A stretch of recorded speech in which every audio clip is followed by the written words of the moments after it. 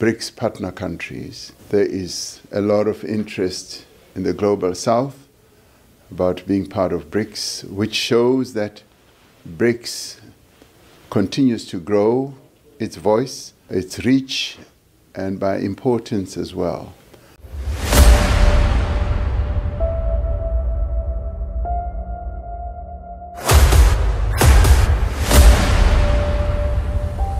This is the journey to One Africa. The President of the United States of America yesterday posted on social media, you know he does communicate through social media, realizing that the bloc was able to come up with a communique and a united statement on issues of trade imbalances. He has threatened to impose tariffs on Brics member states and also those countries that will support policies of Brics. And we know that on the 9th of July, America was supposed to take a decision on implementation of the order the president in the US signed on tariffs. What is your reaction with this kind of approach where the US is saying we are going to deal with you? We can start, sir. Oh, okay. No, thank you very much. We've had a really successful Brics summit here in Brazil. President Lula, President of the Republic of Brazil, organized this summit rather excellently. And we also appreciated the fact that they invited other outreach countries to be part of this. And we keenly observed and appreciated the interest that is growing around the world, particularly in the global south, towards Brics. We admitted a new member in Brics, Indonesia, and we also admitted new Brics partner countries. There is a lot of interest in the global south about being part of Brics, which shows that Brics continues to grow its voice, its reach, and by importance as well. It's become a fairly sizable Brics community, which already accounts for more than half of the population of the world, more than a third, closer to 40% of the GDP of the world. That is a sizable community that continues to grow. So we appreciated that. We also appreciated the fact that through Brics we continue by respect, by recognition, to respect the sovereignty of countries and their equality, so we are all equal. And that is an important consideration, because that leads to us cooperating on a number of areas. And indeed, through the declaration that was adopted, we covered a number of areas ranging from the governance of the world right through to issues like technical education. And on global governance, we continued to respect the existence and the standing of the United Nations, as well as to call for the reform of the United Nations structures, especially the Security Council, by ensuring that it becomes more representative.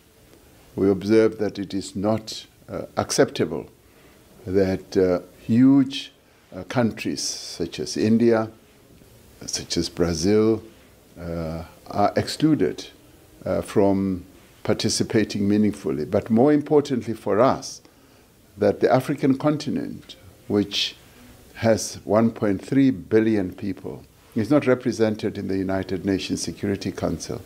And we said that we should continue insisting, and we were rather pleased that there is agreement on the reform of the UN Security Council, even amongst those members of Brics who are members of the Security Council. And we looked at a number of other important issues, such as climate change, that we need to ensure that the commitments that have been made with regard to climate change, particularly assisting and supporting countries that are most affected by climate change, which happen to be countries in the global south, countries that had very little responsibility for the climate damage that the world is going through now, should be assisted and supported through their transition to renewable energies. And that the countries that have made commitments, particularly in the global north, should live up to their commitments with regard to ensuring that we address the climate challenges that we are facing in the world. And so BRICS also dealt with a variety of issues, security matters, and on security matters, we collectively condemned the attack on countries such as Iran, which was done unilaterally, and continued to call for a ceasefire in Gaza so that the slaughter and the genocide of the Palestinians should be stopped. We also took time to look at what is happening in Sudan, the catastrophe that is unfolding there with people becoming displaced and many people dying. So that too was dealt with, and BRICS insisted that when it comes to our continent, African conflicts must be resolved through African solutions. And we were rather pleased that we also dealt with key issues such as how our critical minerals that come from largely African countries should be treated, that there should be beneficiation and there should be value addition. And this, we as South Africa and Brazil articulated very strongly during the summit. So the summit in large measure was a successful one, and to have a summit of this size adopting a declaration just goes to prove the success thereof. And there were no dissensions, and we are particularly pleased with that. So it's a community of countries that want to see progress in the world, that want to see a fair and equitable world where people of the world are treated fairly and equitably. And we also dealt with the issue of people-to-people contact, that the people in BRICS countries should be given the opportunity to be in contact with each other. So on that score and many other issues that were covered, BRICS, Rio de Janeiro was very successful. So we leave with very hearts, because it has added to many issues that will lead to the development of our world. There was also great appreciation and support for South Africa's coming G20, and in recognizing the importance of G20, that it encompasses so many countries in the world. We were wished great success, and we were greatly supported. And so as we depart, many countries said, bon voyage, we will see you in November in Johannesburg. Thank you. Thank you, President. So thank you. Can I go home now? No, Mr. President. Mr. President, the issue of BRICS, let's start with BRICS before getting on other issues at home.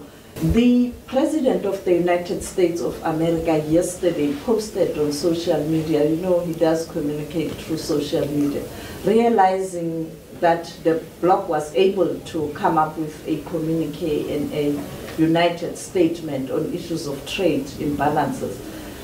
He has threatened to impose tariffs on BRICS member states and also those countries that will support policies of BRICS. And we know that on the 9th of July, America was supposed to take a decision on implementation of the executive order the president in the US signed on tariffs. What is your reaction with this kind of approach where the US is saying we are going to deal with you?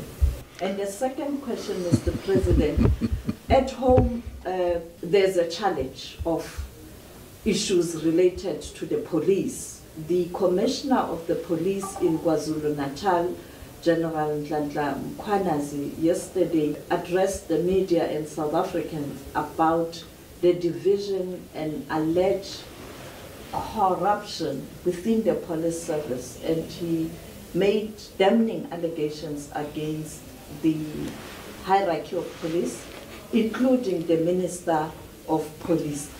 Were you aware that he was going to do that? But secondly, South Africans are saying action now, not tomorrow. Well, I became aware of what President Trump tweeted, and I think there needs to be greater appreciation of the emergence of various centers of power in the world, as the declaration observed. And this should be seen in positive light rather than in a negative light. It should be seen as improving the governance of the world and enhancing good processes and policies that should help the development of humanity as a whole. So BRICS is such a center of power. And BRICS does not seek to compete with any other power. It recognizes the importance and the standing of other centers of power. It recognizes the standing of the United Nations and respects that, and subjects itself to the decisions of the United Nations. And it also recognizes the standing of the G20. And so these powers should be seen as complementary, as advancing the interests of people. And so when a declaration, a beautiful declaration like the one we adopted, should be seen in that it is beautiful and it's aimed at enhancing the interests of people globally. So there should never be vengeance, there should never be retribution against countries that are seeking to cooperate together and to advance the interests of humanity. There is nothing negative in the declaration, and there is everything about advancing the interests of various countries in the world, if not all, and the interests of people in the world, so that we leave no one behind. So it is really disappointing that when there is such a very positive collective manifestation such as BRICS, there should be others who see it in negative light and want to punish those who participate in this. It cannot be and should not be. We should be respecting the sovereignty of countries. We should be respecting that we are all equal, that all we should be focusing on is enhancing the prosperity of humanity and all countries. It cannot be that might should now be right, where in the end those who are more powerful are the ones who seek to have vengeance against those who are seeking to do good in the world. On the issue of the announcement, or better still, what the Police Commissioner of KZN, General Mkhwanazi, said, I was not aware of it, that it was coming, and obviously it is a matter that I will be dealing with when I get home. I will need to look at it more closely and have a thoroughgoing discussion with a number of people, and thereafter there will be a clear way forward. This is not a matter that we should not give attention to. It is a serious matter. It has to do with the security of our people, but it also has to do with our adherence to the rule of law. The police play a critical role in enhancing the rule of law, the safety of South Africans, and that those who have done wrong should be dealt with, and should be dealt with thoroughly in terms of our Constitution and our laws. So this matter is going to be addressed. This is Tim from Bloomberg News. Thank you for your time and condolences on the passing of former DPO. The first one on this push to reform global institutions, particularly the Security Council. It's happening at a time where we're seeing very powerful nations pushing back, resisting, even participating in those multilateral institutions. And so I wonder how you reconcile the two. Second to that, the tariff deadline that is looming comes on Wednesday. It's unlikely that South Africa would have reached a deal by Wednesday. How do you plan on mitigating that, given the impact that the 31% would have on South Africa's economy? On the issue of the looming deadline with regard to what President Trump announced, as South Africa, when we went to the White House, we started a process of engagement. And that process continues. The Minister of Trade and Industry and Competition continues to engage with his counterpart in the United States. And I am hopeful that we will be able to reach an understanding. We've made a clear offer to them, and they are examining that, and they will come back to us. Whether they are able to do so before Wednesday or soon after Wednesday, we will see. But everything is negotiable. And even timelines that are set are often either negotiable or stretched. So we are hoping for the very best when it comes to that. When it comes to the reform of the institutions, the global institutions such as the Security Council, we in the South, and particularly ourselves in Africa, we evolved a very clear position. The Ezulwini consensus is really the framework that set us on a path of calling for the reform of the United Nations, particularly the Security Council. Now, that gave us a platform, that gave us a message and made our intention clear. And when we started, it was like we were whistling in the wilderness. It seemed like we were the only ones in the whole world who saw the need for the reform of the United Nations Security Council. The voices that support our framework have been rising and gathering momentum.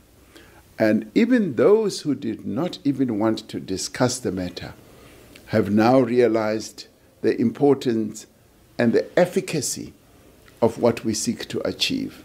So we're gaining more traction, we're gaining more attention, and the message is sinking in that the United Nations Security Council, which was set up as the United Nations was set up 80 years ago, cannot continue being the preferred governance system in the world, in a world that has changed. Because 80 years ago, it's completely different from what it is today. The world is now driven by principles of good governance, is driven by principles of equality, recognition of each country's existence, of the sovereignty of nations, and it is also recognized by the drive for equality, that there should be equitable treatment of all nations. 80 years ago, that was not even thought of, but today, as I said, a number of countries are surging to the fore. And that is a good thing. That needs to be accepted. It needs to be embraced, that the world is becoming more and more diverse, but it is also becoming more and more united in many, many ways. So those who dissent from the unity and collective action is being forged by many countries and global centers, which we all must embrace, are defining themselves out of history. And history will catch up with them, because this moment, which is now driven by digital transformation, artificial intelligence, democratic rule throughout many countries, requires that there should be good governance at a global level. And it should be good governance that enhances the lives of people around the world. Thank you. Thank you very much, Mr. President. Can I go home now? Yes, sir. Thank you. You have a flight to catch. Thank you very much, colleagues.